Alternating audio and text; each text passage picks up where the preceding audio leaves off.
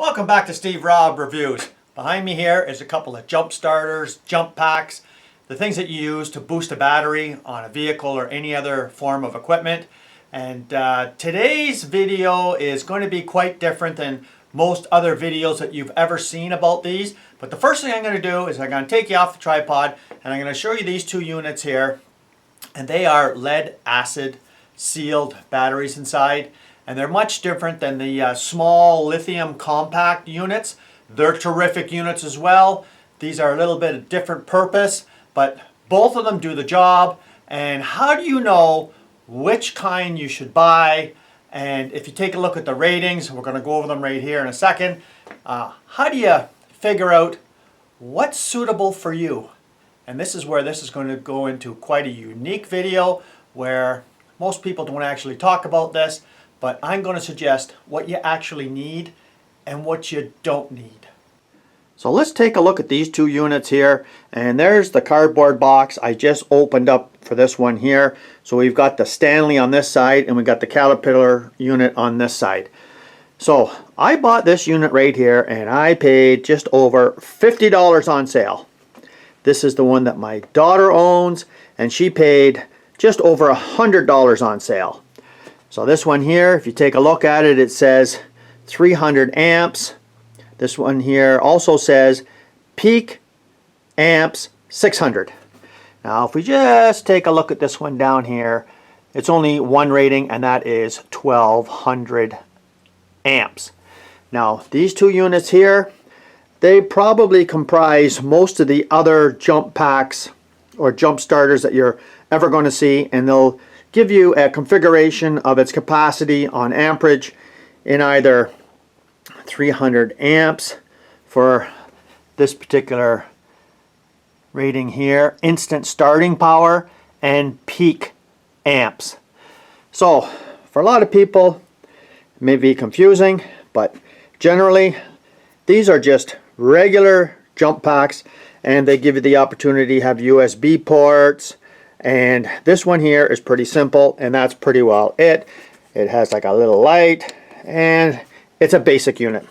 You just turn it to here to turn it on and you got your battery clamps on both sides that you hook to your battery.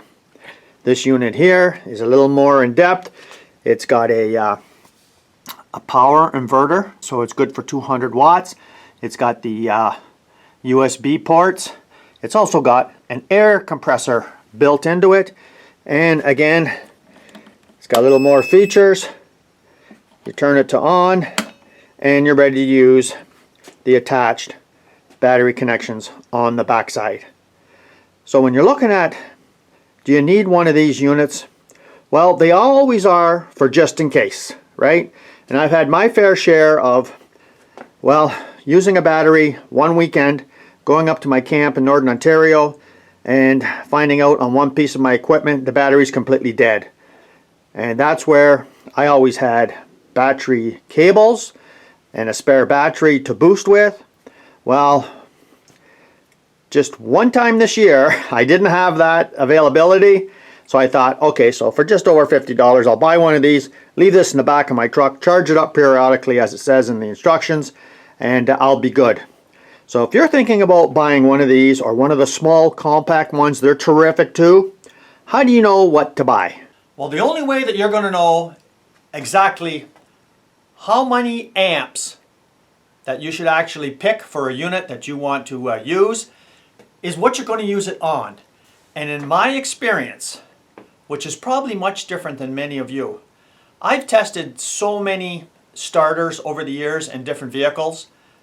And I have never tested a starter in my life on a gasoline vehicle that needed 300 amps, 300 cranking amps. Peak amps, that's a whole different thing. So if you take a look at an oscilloscope, like I have a picoscope, and we'll take a look at my, well, this is going to be a little bit of a fancy drawing just with my finger here, but take a look at my older 2002 Chevy Silverado with a 6-liter gasoline engine. So you do a relative compression test, and you're also going to see the cranking amps of the starter motor when you're doing this, and it spikes right up high, and then it just stays constant around 170. 170 amps.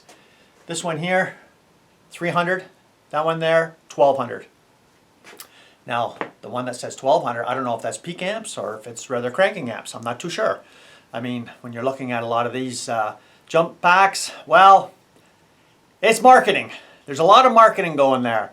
I've seen the compact units like this, the lithium battery ones, 3,000 cranking amps. And I'm thinking, okay, so that person has got himself a big diesel engine, you know, or they're going to start cranking over maybe 20 cars on a lot or something. But for the average homeowner that just needs something to start their gasoline engine, 300 amps is all more than enough. I mean, you're not starting at 20 times. If anything that you hook up to doesn't start within the first 10-15 seconds, just forget it, because there's something else going wrong. These vehicles today, fuel injection starts fast. So let's just think about this for a second. How much knowledge do you have? Have you ever tested a starter motor on a vehicle to see how many cranking amps it needs to operate? And the vast majority of people will say they've never done that. They look at the marketing, they look at the brochures, and they say, hey, whoa, this one here is 700 cranking amps, this is 1100, this is 1250, this is 18, this is 2000 crank. More is better, right? Well, if you want to buy them, they'll work terrific. But as you increase the marketing potential, well, they're increasing the amount of money that they're going to get out of your wallet. And that's about it. So in my situation, what I know, in my experience, 300 cranking amps is more than enough for me. You decide what you want to buy. And when I do a review on my channel, I don't have any sponsorships at all. I'm not affiliated with anybody. These products were all bought by me and my daughter. And I have no affiliation with anybody on this channel. What you're seeing is a real review. It's not a stage review. It's just me and you. So thanks for joining me here today. Come back again. If you haven't seen this channel before, you're welcome to subscribe and see a real review with a real guy with real opinions that's real truthful. Cheers.